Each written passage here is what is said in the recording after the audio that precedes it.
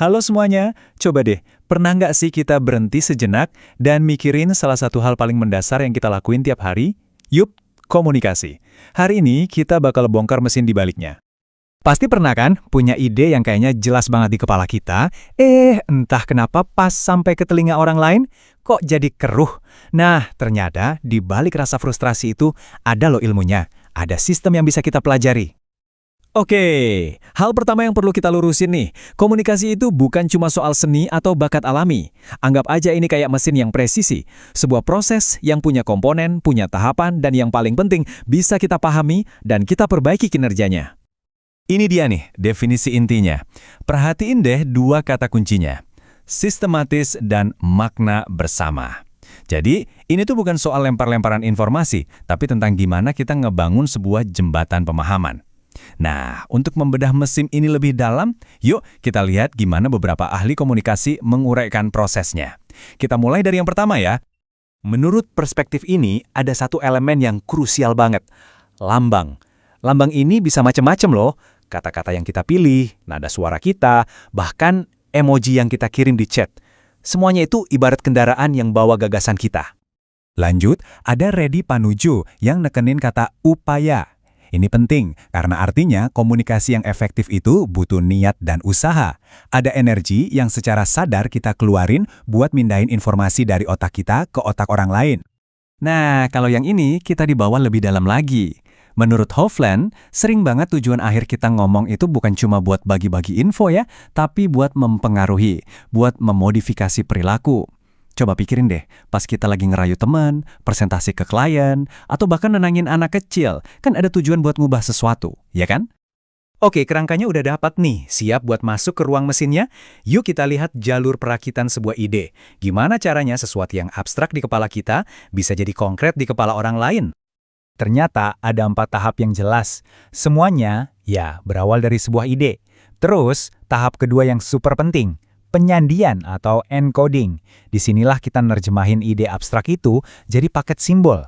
Habis itu, paketnya ditransmisikan dan terakhir diterima sama orang lain.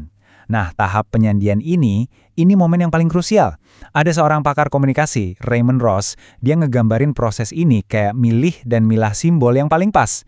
Bayangin deh, kita lagi ngerakit furnitur. Kalau salah pilih baut, ya kan, seluruh strukturnya bisa goyang. Sama persis kayak komunikasi. Salah pilih kata, salah nada, wah maknanya bisa bergeser total. Oke, sekarang pertanyaan pentingnya nih. Kalau pesan udah kekirim dan diterima, apa misi kita udah selesai? Emangnya kalau kita udah neken tombol send di email, komunikasi kita otomatis berhasil gitu? Jawabannya, belum tentu.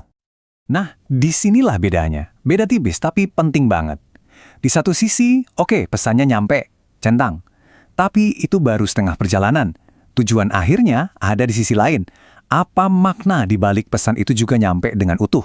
Cuma sekedar ngirim doang, itu nggak cukup. Inilah dia tujuan akhirnya, saling pengertian. Kata komunikasi itu sendiri asalnya dari kata Latin communis, yang artinya bersama atau common ground. Jadi tujuan sejati dari mesin ini ya buat nyiptain pemahaman bersama, momen aha, pas kita sadar lawan bicara kita benar-benar ngerti maksud kita.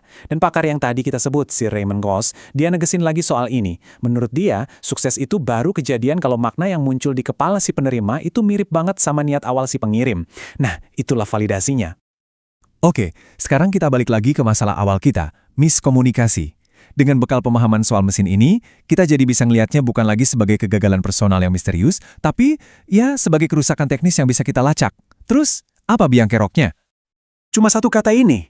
Inilah dia musuh utama dalam setiap proses komunikasi. Oke, jadi gangguan atau noise itu istilah teknis buat apapun yang rusak sinyal pesan di tengah jalan. Dan ini bukan cuma soal suara berisik di kafe ya, bisa jadi ini gangguan psikologis. Misalnya kita lagi stres mikirin kerjaan pas teman lagi curhat. Atau bisa juga prasangka kita ke seseorang yang bikin kita jadi salah nangkep niat baik mereka. Bahkan loh, emoji yang ambigu di chat itu juga bisa jadi gangguan. Jadi, setelah kita tahu cara kerja mesin ini dan apa aja yang bisa bikin rusak, kita nggak lagi pasrah kan? Kita sekarang punya bekal buat jadi mekanik komunikasi yang lebih jago, lebih sadar di setiap interaksi kita. Anggap aja ini kayak checklist mental kita. Sebelum ngirim email penting, coba pikirin.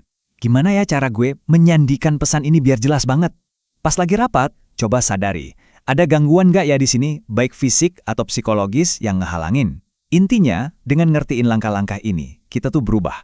Dari yang tadinya cuma pengguna komunikasi, sekarang jadi arsitek pemahaman. Kita jadi lebih hati-hati, lebih punya tujuan, dan ujung-ujungnya jadi lebih nyambung sama orang lain. Nah, saya tinggalkan Anda dengan pertanyaan ini untuk direnungkan. Terima kasih banyak sudah menyimak, sampai ketemu lagi ya.